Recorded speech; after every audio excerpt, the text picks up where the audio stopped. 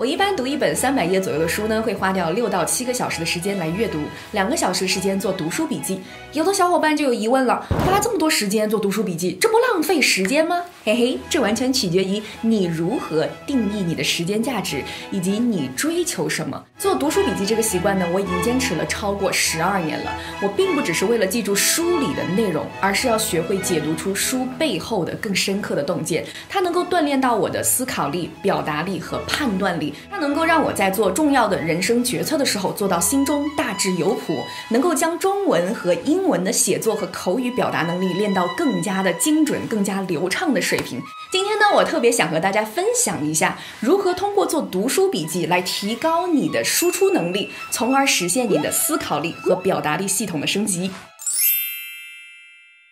首先咱们要明白呀，阅读不等于解读，阅读呢是被动的信息的输入，而解读是你主动的把你输入的信息和你所存在的世界接轨。运用你的感性的体验以及理性的判断呢，去解读一个现象背后的成因，去解读数据背后的意义，去解读事件之间的关联，以及看到一个概念对你的人生能够产生什么样长期的影响。这需要你去思考、去观察、去预见。知道不等于真的理解，如果不能够真正的理解，你就不可能产生实际的行动，你就更不可能对你的人生产生实质性的改变了。所以咱们要从知识的搬运工变成知识的解读者和创造者。很多时候我们觉得大脑当中想法很多啊，想一想就清楚了，不是这样的。人的脑容量它就是有限的，就像宽带一样，它是限速的。哪怕你有爱因斯坦的智商，在一个瞬间当中，你能想到的想法和想到想法的深度，它就是有限的。所以当你写下来的时候啊，你把想法都沉淀在纸上，你就可以慢慢咀嚼，可以避免掉很多跳跃性的结论，关注到一些细节，而且能够规避掉情绪本能带来的偏见。这也就是为什么很多顶级的投资人啊，还有创业者都会说，阅读和写作给他们带来了更深层次的思考。你看比尔盖茨他每小时产生的物质财富是30多万美金，但是他每天都在阅读，一年能读几十本书，而且经常会在他的网站 Gates Notes 上面去分享他写的读后感。可见呢，写读后感这个过程给他带来的收益是远远超过物质价值的。另外你看投资人 Paul Graham， 他非常喜欢写博客，也经常会把自己的读书思考的过程写出来。他曾经说过，写作不光是表达思想的过程，也是发现新的思想的过程。对于这些财富数值很高的人来说啊，一个思考链路不清晰，可能带来的就是市场当中的真金白银的巨大的损失。那对于普通人来说，思考链路不清晰，可能并不会带来非常明显的物质或金钱上的损失，但是呢，很可能在你人生的一些关键的细小的决策当中显现出来。所以说，输入加输出才是一个有效的主动学习的过程。认知心理学家发现了一个学习效应，叫做 generation effect。 当你能够把知识重组和输出的时候，你才能够真正的内化。教育界还有个很有名的学习理论叫 learning pyramids， 在教别人的过程当中，你对知识的吸收的程度才是最大的。因此呢，如果你想要练习一眼就看透事物本质的能力，以及能够清晰地把任何事物说清楚的能力，一定要进行输出。那么读书笔记是输出的一个非常有效的方式。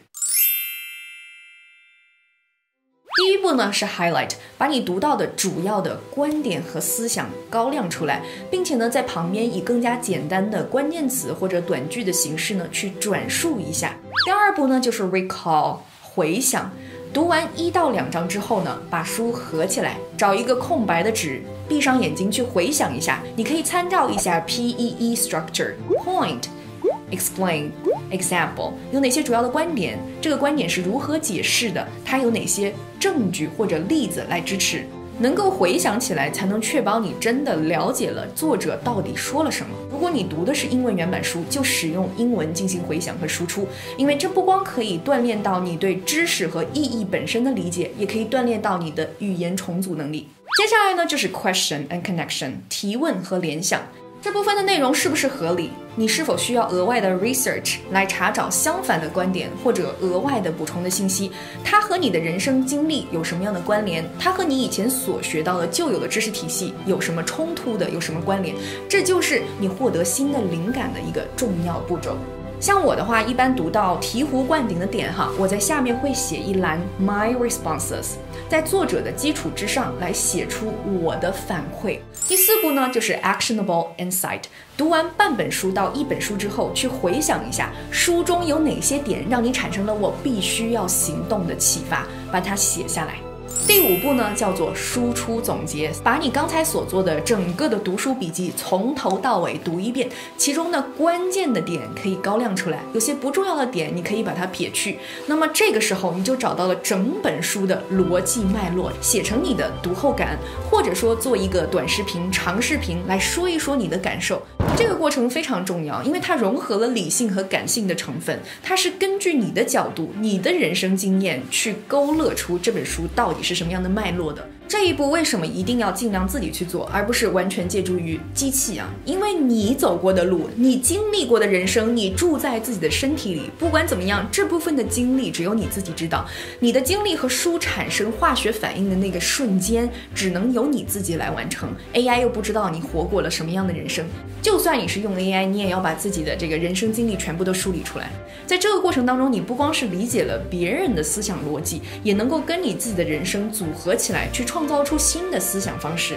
或者是创造出新的行动方案。这5个步骤做下来，可能有的同学会觉得，哎呀，好累呀，好繁琐啊。但是呢，你拆分到每一天啊，也不会很累。时间长了积累下来，你就会发现它的收益远远是大于投入的。就像我前段时间收到出版社的邀约去写书，我并不是从零开始写书，前面的10几年已经给我带来了很多思想上的启发，以及案例的积攒，以及生活经历的总结。那么这些知识我再复盘一下，可以创作出新的知识。那么在知识输出的工作当中啊，就会得心应手。我觉得做读书笔记的过程很像竹子的生长规律，前面几年它都只长一丢丢，直到它积累了一些趋势之后，它可以迅速的增长，一个晚上长1.5米到2米，几天就能长成参天大树。竹子是这个世界上生长速度最快的植物之一。人类许多技能的学习规律也是如此啊。短期来看，你可能很着急，怎么才进步那么一丢丢？但是呢，长期来看会发现，